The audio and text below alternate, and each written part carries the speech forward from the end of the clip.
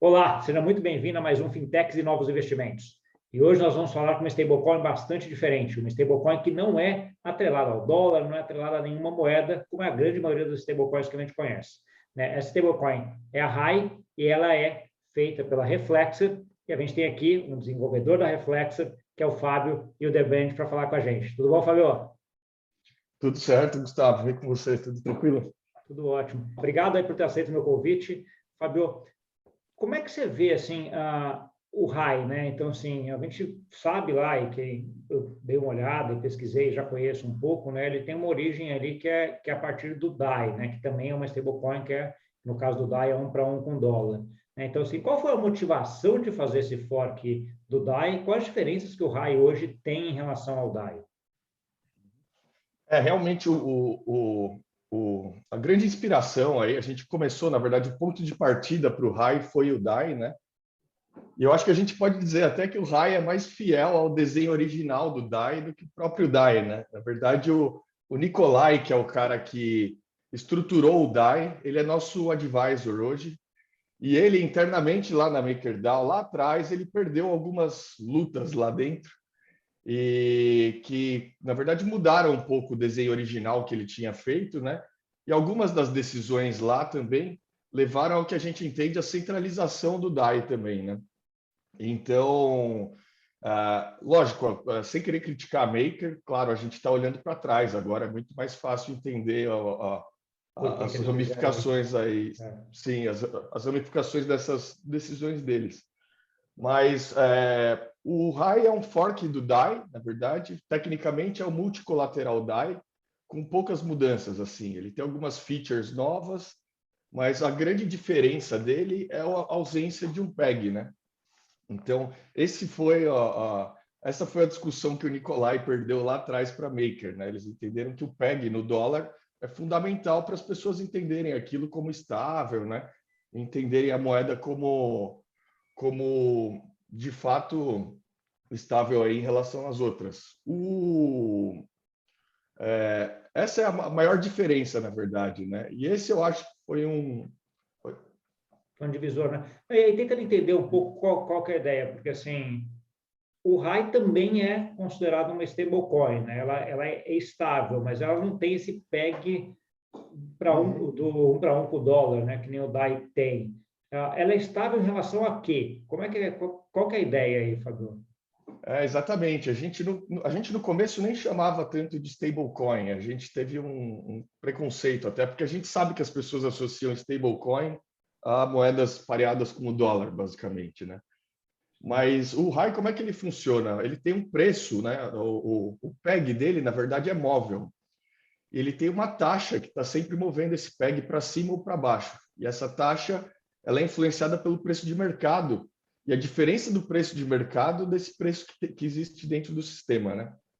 Então, ele está sempre se movendo discretamente, aí, muito devagar, para cima ou para baixo, né? Ela nunca é estável. Estável que eu digo ela nunca está parada em um valor, né? Mas Mas a gente entende. Oi? só para entender direito, Fabio, é como se ela tivesse, vamos supor que ela definisse o número 1, né? Daí, assim, ela começava a descolar um pouquinho do número 1, você tinha incentivos, daí as pessoas irem lá e colocarem a Ethereum, né, no Vault lá, e aí emitir RAI para colocar isso para baixo. E quando ele sai desse número 1 para baixo, é a mesma ideia para ele tentar ficar sempre nesse número 1. Essa é a ideia? Essa é a ideia. Na verdade, ele tem esse é o que a gente chama de redemption price, né? Esse é o PEG da moeda. Ele começou em 3,14, foi um número arbitrário aí, a gente escolheu o pi para começar. E ele, no começo, se moveu bastante, se você olhar assim, porque no começo a gente colocou, foi criado um mercado no Uniswap, né? E as pessoas não entendiam que era uma moeda estável. Na verdade, né, até as pessoas entenderem, Como é que funciona? demora um tempo. E outro problema, né? O mercado novo no Uniswap, criado por alguém de reputação, as pessoas acham que é um token que vai subir em valor. Então entra todo mundo comprando. O que aconteceu? O preço de mercado deu uma disparada para cima, chegou a 3,60, 3,80, né? O que o sistema faz quando ele vê isso, né? Quando o preço de mercado está acima, ele entende que a demanda está maior por RAI, para fazer o que quer que seja, né? Pode ser, sei lá, farming, ou as pessoas estão simplesmente segurando o RAI. E aí o sistema, nessa hora, ele coloca uma taxa em cima do RAI, essa taxa de redenção aí que mexe no preço do PEG, ele coloca uma taxa que vai penalizar todo mundo que está segurando, que está comprado em RAI.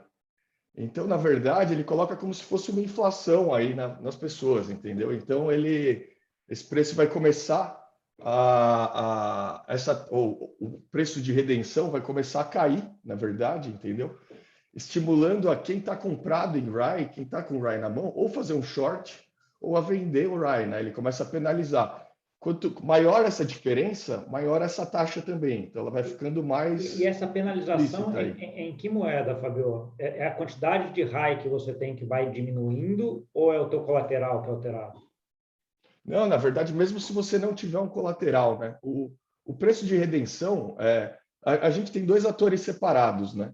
Você tem o cara que cria o CDP lá, no nosso caso chama Safe, né? Esse cara, normalmente ele está buscando demanda por alavancagem de Ether, aí. Então ele vai colocar o seu Ether lá e tira o RAI e leva a mercado, né? Tá bom. E você tem um outro grupo de atores, o segundo grupo é o usuário do RAI mesmo, né? Ele é o cara que, no caso do DAI, por exemplo, usa para fazer negócio, para fazer farming. Ele não precisa necessariamente ter um CDP, né? Entendi. O cara comprou um RAI no mercado secundário, né? De uma corretora É ou isso. numa exchange. É isso. E aí, e ele penaliza, de certa forma, os dois, né? A mecânica é diferente para os dois lados, né? Então, por exemplo, quando o redemption price está caindo, a dívida de quem está lá no sistema está caindo também. Então, certo? Então, por exemplo, a minha dívida vai ficando menor em relação ao meu colateral. Vamos supondo que o Ether continue no mesmo valor ali, não se mova, né? Tá bom. Mas para quem tem o RAI na mão, isso é ruim, entendeu? Porque, de certa forma, ele está perdendo, é como se a moeda estivesse derretendo na mão desse usuário. Tá bom, mas como é que a penalização... Esse eu acho que eu entendo bem, né? Porque você tem um colateral lá que você vai...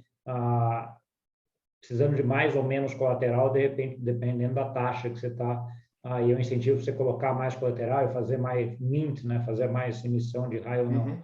Mas na parte de quem é o usuário que comprou o RAI no mercado secundário, como é que é o mercado de penalização dele? A quantidade de RAI dele altera? Não, a quantidade não. Na verdade, a gente está mexendo num índice que futuramente mexe no valor de mercado do RAI, né? Então, assim, você espera que, mexendo lá na taxa de redenção e no preço de redenção, na verdade, né? Você começa também a criar umas oportunidades aí de arbitragem, né? Arbitragem, entendi. Então, fica mais barato você emitir RAI no sistema do que você comprar mercado, por exemplo. Então, é mais ou menos a mesma ideia. Aí a ideia é muito parecida com o DAI, né? Então, assim, se é penalizado, na verdade, não, quem comprou no secundário, ele não é penalizado ou beneficiado. Ele está lá com o RAI, só que o preço do RAI vai convergir por conta desse mercado primário, que você vai ter mais gente colocando ou tirando colateral para emitir mais ou menos RAI. Essa é a ideia, então, né? Sim, essa é a ideia. E para os dois lados, né? Então, se o preço cai muito para baixo, isso já aconteceu também. Tem aquela baleia famosa, o 0xB1. Um dia ele vendeu, acho que 10 milhões de RAI no Uniswap em uma market order só. O preço vai muito para baixo e aí ele coloca uma taxa positiva no sistema. Então, e faz o contrário. E quando o preço descola muito, a taxa positiva fica bem alta. E aí o mercado nota isso, de certa forma. No começo teve um processo de educação e tal, mas hoje o mercado sozinho nota isso e se balanceia rapidamente. Assim, o preço tem estado bem estável aí no... Eu vi recentemente, ele está bem ali perto de 3, né? 3 pouquinho aí, há um bom tempo já, né? Então, assim, foi bem esse o caminho. Ele começou em 3,14 e aí o preço disparou para cima. O preço de redenção deu uma queda forte dos primeiros dias, assim, estabilizou nisso aí, 3,01, 3,1. 3 e pouquinho aí. Tá bom. Assim, olhando em termos de caso de uso, Fabio, assim, o DAI e as stablecoins que são atreladas a dólar, claramente é fácil de ver um caso de uso, né? Você tem a parte de investimento em dólar, né, no mundo de blockchain, né? Então, você vai fazer investimento na Aave, no Swap, etc. Então, você vai lá colocar um SDC, um SDT, um DAI, alguma coisa assim, que vai te rentabilizar em dólar, que é comparável com um investimento em dólar no mercado tradicional. O RAI a gente não consegue ter isso, né? Porque assim, ele não está atrelado a dólar. Então, assim, quais são os casos de uso que você vê o pessoal usando o RAI? Então, hoje, lógico, a gente está estimulando alguns casos, né, sabe? Então, tem incentivo para liquidez e tal, que são coisas que o sistema precisa. Mas, na minha visão, o RAI vai funcionar como uma stablecoin, como outra qualquer, assim. Tem esse empecilho, claro, do valor do dólar, né? Pelo menos enquanto o dólar domina, é a moeda usada em todos os negócios aí, mas a gente criou o sistema para ele durar para sempre, né? Então, qual que é a ideia? A gente não está atrelado mesmo ao dólar e não está sujeito à inflação do dólar e à interferência do governo americano, entendeu? E criar uma moeda estável, completamente descolada mesmo do sistema financeiro tradicional. Não trazer o legado com a gente, né? Se a gente está se propondo a reinventar aqui um sistema financeiro novo e muito mais descentralizado e distribuído, a gente precisa deixar para trás algumas coisas, né? E esse é o foco. Sobre o uso no dia a dia, realmente tem essa barreira do $1, né? A gente entende isso. No começo a gente nem chamava de stablecoin, o RAI. A gente brincou com vários nomes e tal. Depois de um tempo a gente resolveu chamar o nome stablecoin de nosso, dizer que as outras não são estáveis, né? As outras são lastreadas ao dólar e o dólar não é estável, né? Ele parece estável porque ele é a régua para todo mundo, mas ele também oscila para cima e para baixo e tem as forças que fazem ele oscilar também, né? Então, eu acho que é isso. Por enquanto, lógico, ele tem esse ethos muito de descentralização e de fechar o sistema para uma governança mínima e tal. E o corte do link com o dólar, ele atrai, por enquanto, os fundamentalistas de cripto. Então, são os nerds que gostam muito de descentralização e que estão preocupados com realmente, sabe, essa parte, essa cultura mais forte em cripto de querer criar uma coisa nova, de querer se desprender das grandes organizações anteriores, né? A gente espera que, com o tempo, mais gente ache normal usar o RAI e entenda o RAI como estável, apesar dele não estar sempre no mesmo valor ali, e oscilar mais ou menos como uma moeda estrangeira faz para a gente, né? Entendi. A ideia é bem interessante você colocar esse modelo, porque ele se assemelha muito mais àquela ideia mais distribuída de criação de moeda do que era o Bitcoin no começo, né, do que das stablecoins aqui, né? Então, assim, a ideia é que ele seja, por mais que ele tenha mecanismos para daí não ficar com a volatilidade que o Bitcoin tem, né? Então, um ponto que você comentou bastante, Fábio, é a parte dessa descentralização, né, dessa distribuição em termos de decisões e tudo. Conta um pouquinho mais para a gente sobre isso. Como é que essa distribuição se faz presente dentro do RAI?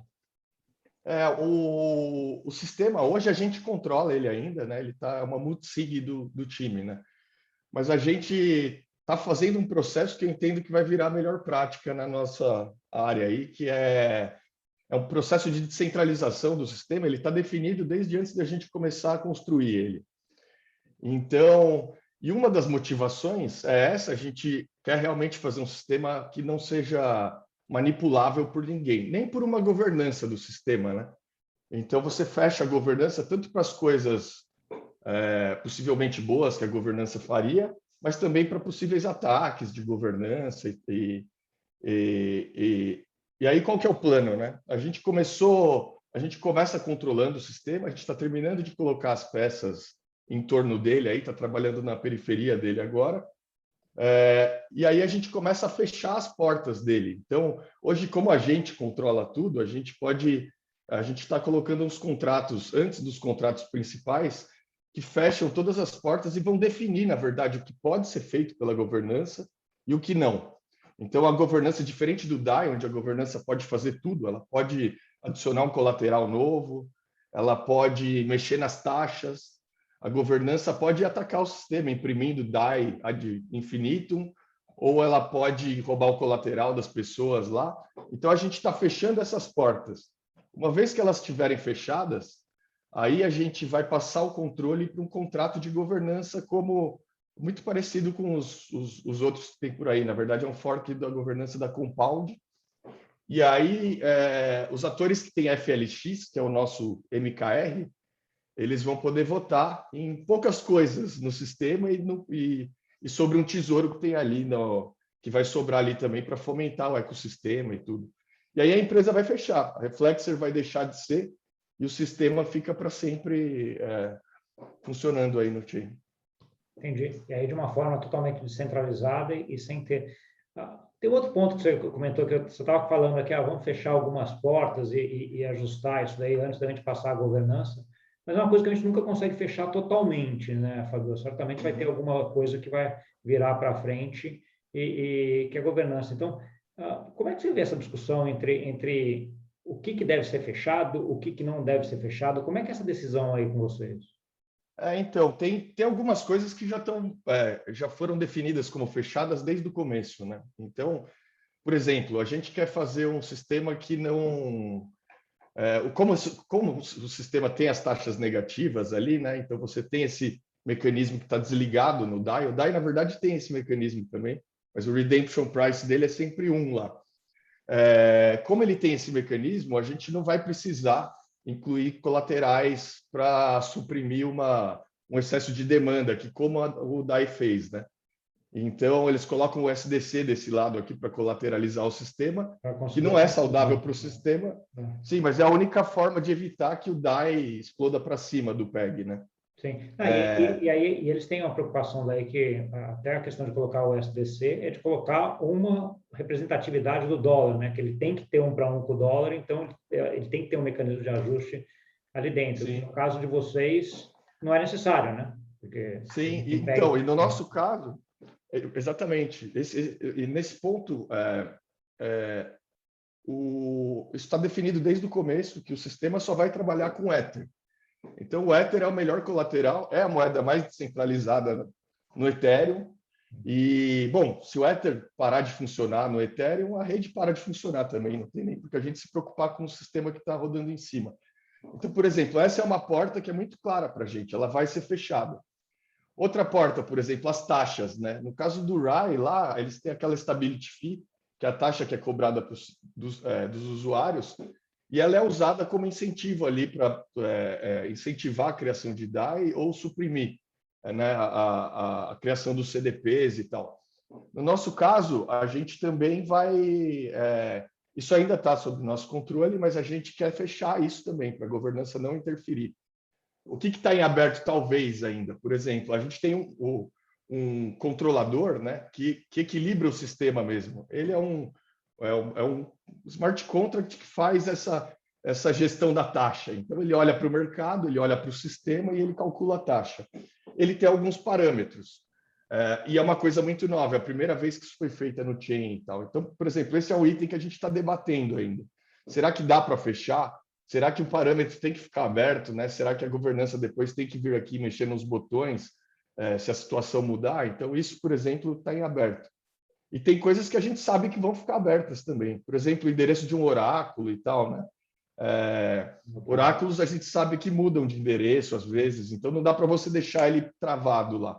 Então, se mudar, a governança consegue ou criar um outro ou usar um outro, né? Apontar para um outro endereço e continuar para manter o sistema rodando. Então, dependências externas, de forma geral, vão ficar abertas, porque a gente não controla, né?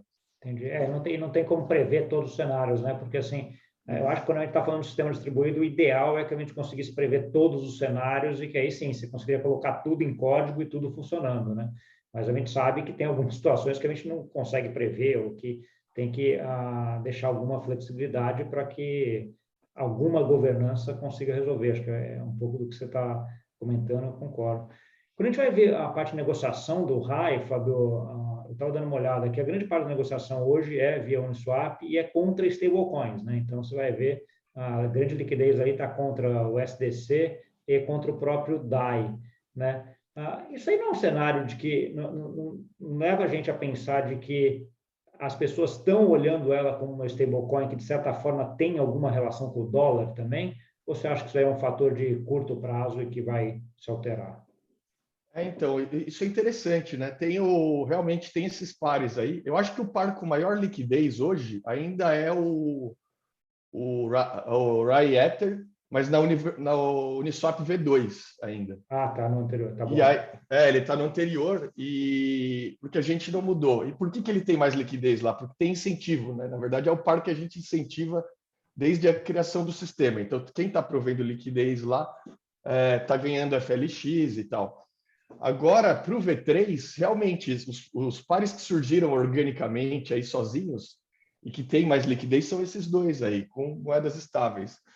A gente acha interessante. Eu acho que um fator para isso, eu acho, é o Uniswap V3 tem aquela coisa, né, da liquidez concentrada, que emula aquela curva bem diferente que a Curve tem e tal. Então, para esses pares faz muito sentido você ter RAI e DAI, por exemplo, né?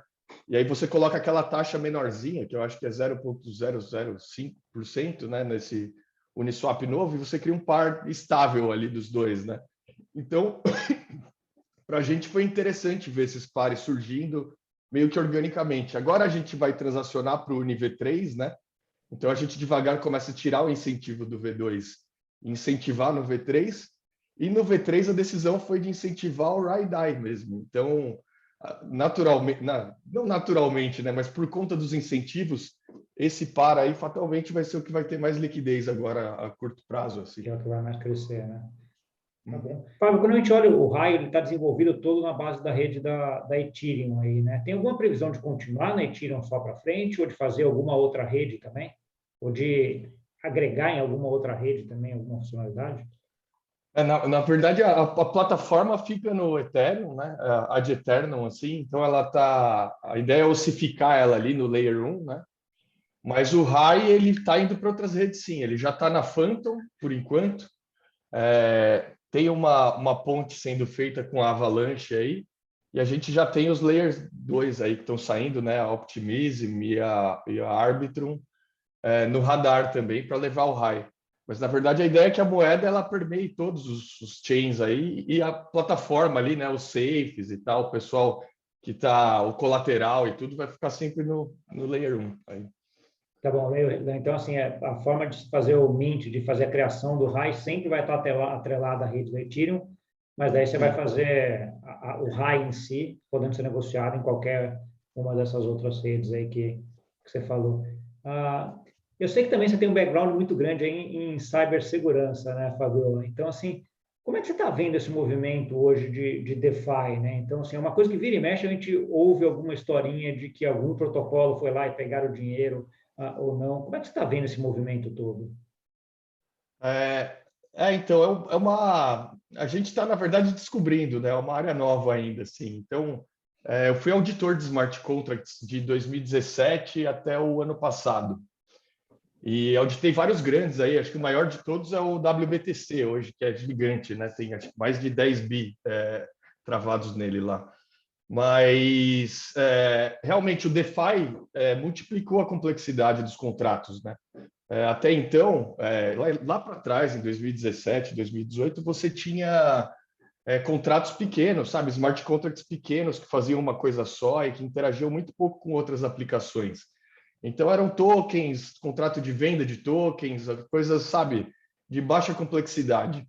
Hoje não, né? Hoje, quando você cria uma aplicação, você está criando uma peça de Lego ali, que vai ser acoplada em N sistemas aí. A gente cria, na verdade, né, a interoperabilidade virou o grande mote do DeFi, na verdade. Todo mundo integra com todo mundo.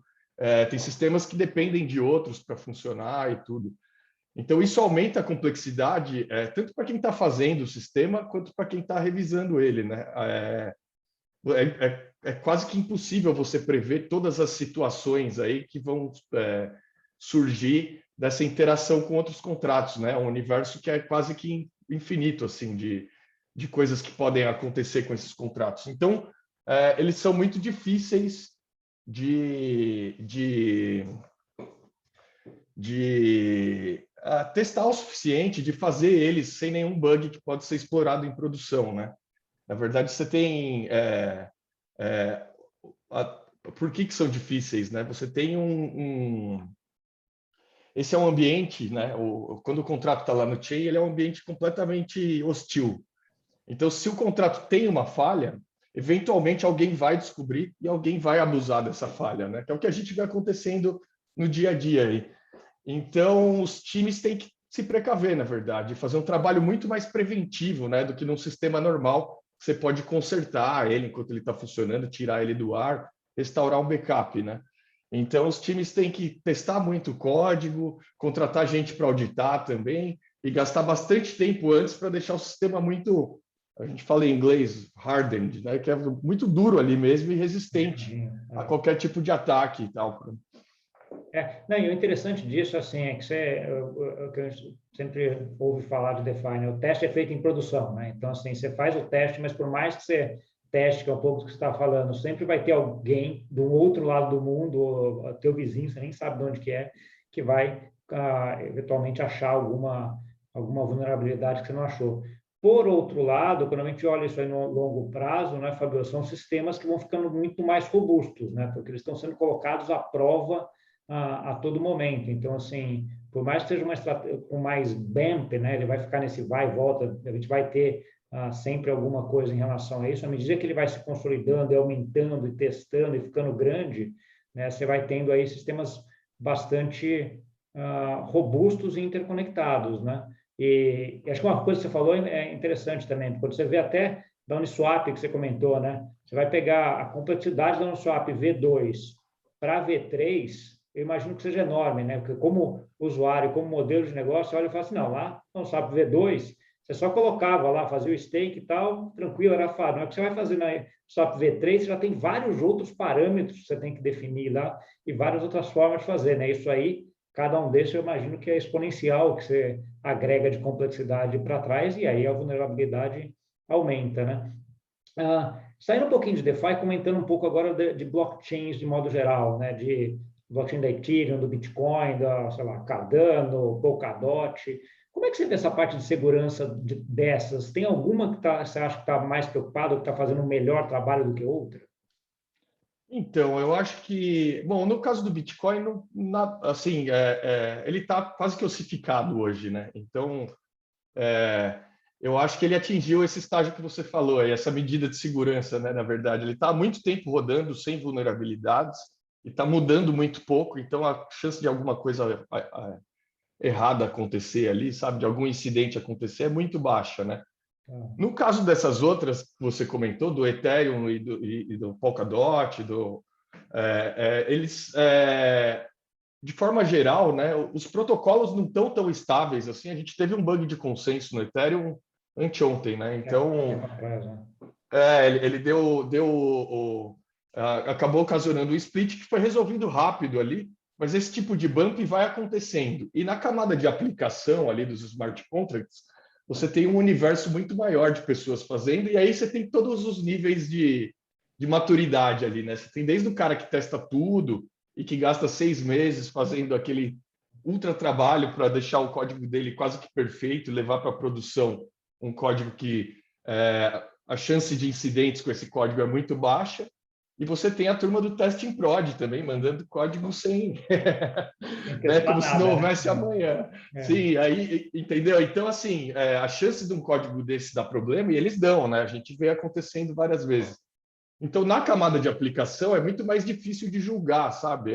Depende muito do desenvolvedor, muito mais do que da plataforma. Então, no Polkadot, eu não estou familiarizado com o stack lá, eu nunca subi um contrato lá, mas eu imagino que a situação seja a mesma, assim. Se o desenvolvedor fizer a lição de casa dele, né, e testar tudo certinho, contratar um terceiro para revisar, sabe?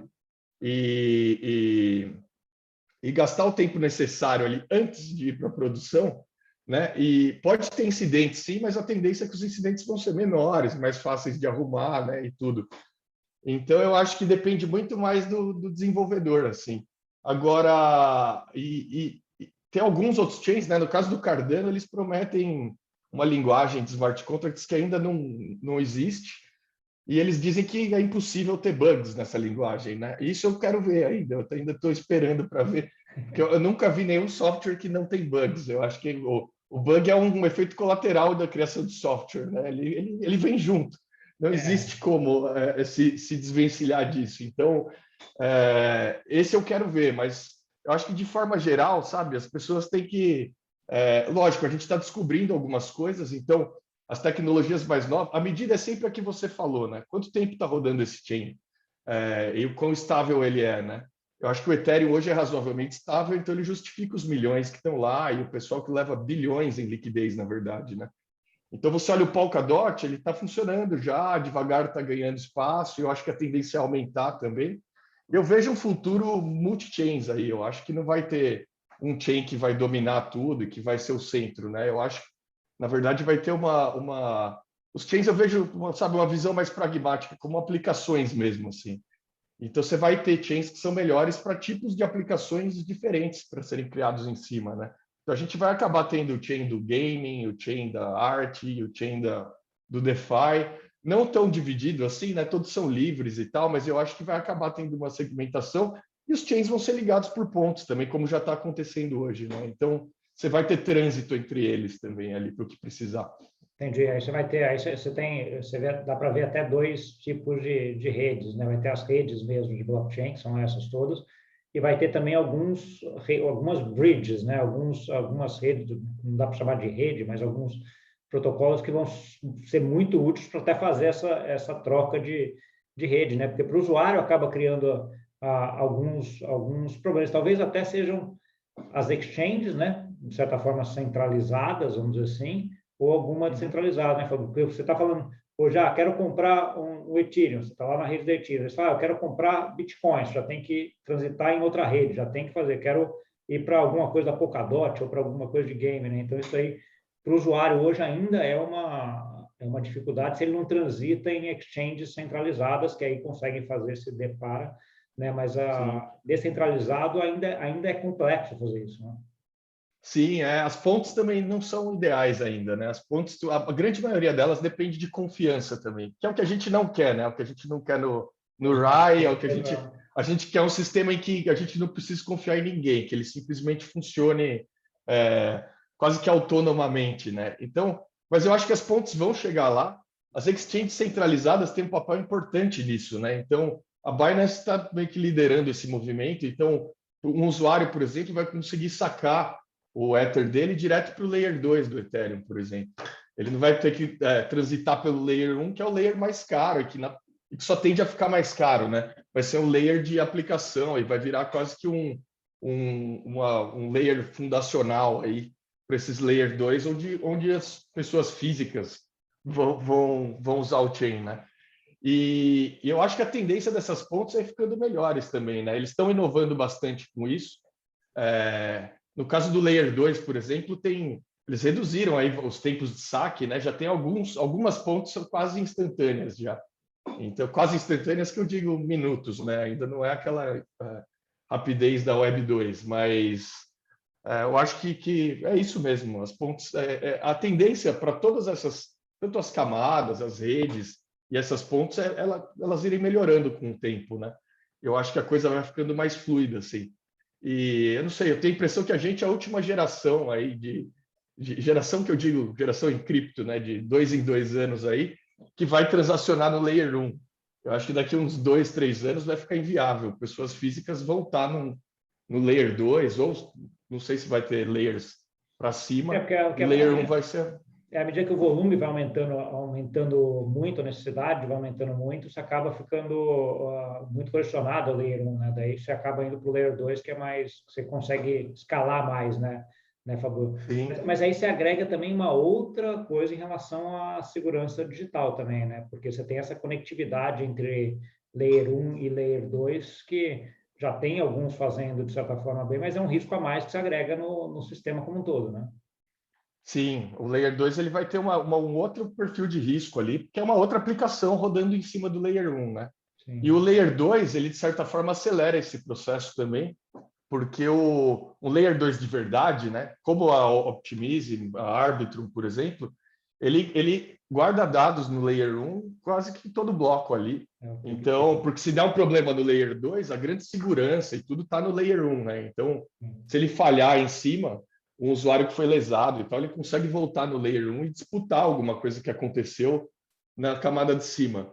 Então, eles vão acabar consumindo o Layer 1 mais também. Entendeu? Quanto mais movimento no Layer 2, mais eles estão usando o Layer 1 abaixo também e empurrando os preços para cima, né? E diminuindo a capacidade do Layer 1. Sim. Ótimo. Fábio, ótimo. Obrigado pela conversa aí.